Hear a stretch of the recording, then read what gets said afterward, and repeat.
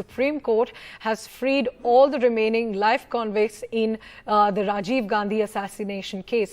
Nalini Sriharan and 5 more convicts who were serving a life sentence in the Rajiv Gandhi assassination case should be freed, is what the Supreme Court has ordered today.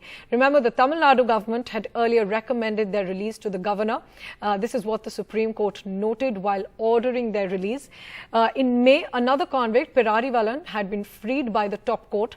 Besides Nalini Sriharan, the others jailed for the 1991 assassination of former Prime Minister Rajiv Gandhi were Sriharan, Santhan, Murugan, Robert Payas and Ravi Chandran.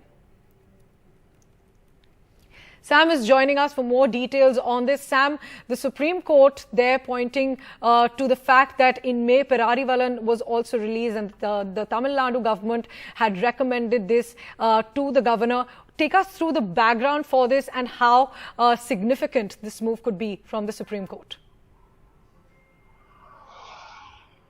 It's a matter of big significance, of great significance, Priyanshi, because technically this establishes that the governors are bound by the cabinet decision. That's what the larger message in this judgment. Of course, it's a huge relief for these 6 convicts who spent 31 years behind bars. And technically, in the year 2018, the then Chief Minister Edappadi Palaniswamy's cabinet had recommended the release of all these 6 convicts, saying that they spent more than 25 years in jail. And at that time, the governor, instead of abiding by the decision of the cabinet, chose to first delay, and then he sent it to the president, saying that in matters relating to cases that were tried under the central law, only the president can take a call. And earlier this year, the Supreme Court, instead of waiting for the president's response, which the court felt was not required, invoked its extraordinary powers and released Pirarivalan alone, who had moved the Supreme Court challenging the governor, sending that recommendation, the cabinet recommendation, to the president. Following that, all these convicts, including Nalini Sriharan, have moved the court, and now the court has set them free, saying that the cabinet had already recommended and the governor should have accepted that. Giving a background, all these convicts, 7 of them altogether, were first given death sentence in the Rajiv Gandhi assassination case. Rajiv Gandhi was assassinated by a suicide bomber, and all these members had different roles, from helping the suicide bomber to get a battery, to harboring them, to giving them shelter and things like that. They were not the actual killers, but they had some role in the assassination in terms of helping the suicide bomber and the people who conspired behind. And in the year 2000, Nalini Sriharan was first given life sentence. Her death was commuted to life after the intervention of Sonia Gandhi, the widow of Rajiv Gandhi, at that time, because she had a newborn baby in jail and she took a humanitarian view, and that helped her to get her death sentence commuted.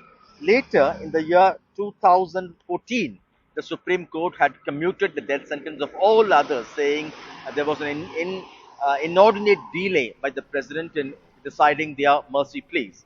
And then in the year 2014, the then Chief Minister Jayalalitha had first initiated the release of these convicts, saying they've had enough. Tamil Nadu had a tradition of releasing those who had served a full life term. And at that time, since this case was tried under the central law, central government argued that the state does not have powers to release without the consent of the central government. And the court also had upheld at that point in time. But later in the year 2018, the Tamil Nadu cabinet under EPS had invoked its own powers to release these convicts. But at that time, the governor, instead of abiding by it, chose to first delay, and then it was sent to the president. And now many say that what they call as defiant attitude or unconstitutional stand by the governor had resulted in what they call as illegal detention of these 4 members. These 6 members in jail for 4 years. And whether they would go asking for damages, compensation, or would they also seek action against the governor for the defiance? That's something we'll have to wait and watch. Earlier, the lawyers of these members had said that in the event of the court releasing them, they would seek relief for what they call the 4-year-long illegal detention, in their words. But now it's a huge relief. It's also endorsing the state government's claim that the governor is Right. bound All right. by Sam, the Sam cabinet Daniel, decision. thanks very much for joining us.